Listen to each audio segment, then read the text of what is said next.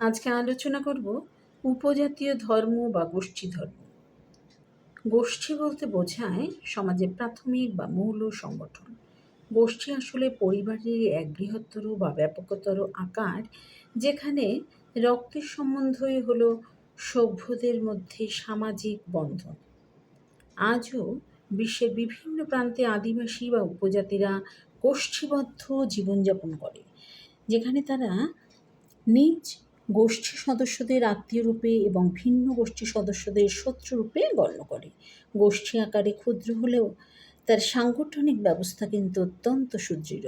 গোষ্ঠী নির্ধারিত পথ সবার কাছে কিন্তু অবশ্য পালনীয়। গোষ্ঠীর সব ব্যক্তির কোনো স্বাতন্ত্র্য নেই।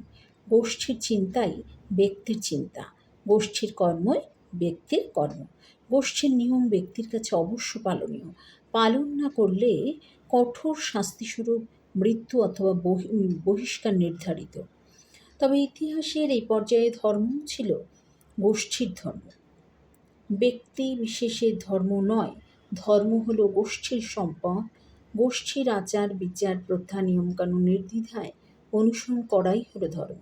ব্যক্তিগত বিশ্বাস অবিশ্বাস সেখানে অর্থহীন ও অবাস্তব।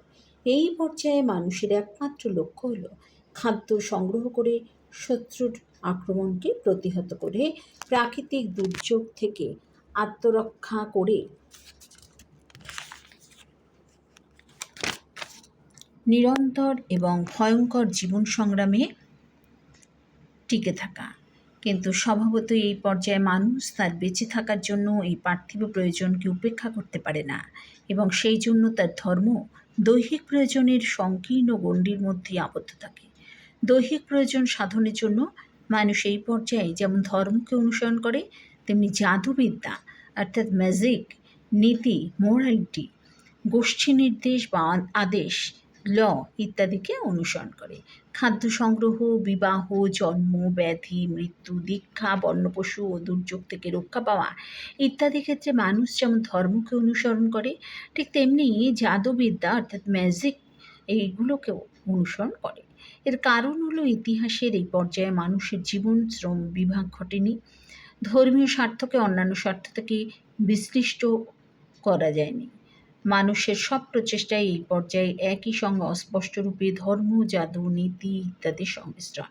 এই পর্যায়ের মানুষ প্রাকৃতিক বস্তুর প্রতি আত্মাকে আরোপ করে তাকে নিজের দৈহিক প্রয়োজনে কাজে লাগাতে চায়। দেহাতীত আত্মার ধারণা এই পর্যায়ে উন্মেষিত না হলেও এক অদৃশ্য শক্তির প্রতি সে এক তীব্র আবেগ অনুভব করে এবং ইন্দ্রিয়গ্রাহ্য বস্তুর পরিবর্তে অতীন্দ্রিয় বস্তুর রহস্য উদ্ঘাটনের জন্য বেশি আগ্রহী হয়। এইভাবে আজকে এই ধর্ম দর্শনের যে আলোচনা করলাম, তো এটি হচ্ছে উপজাতীয় ধর্ম ও গোষ্ঠী ধর্ম।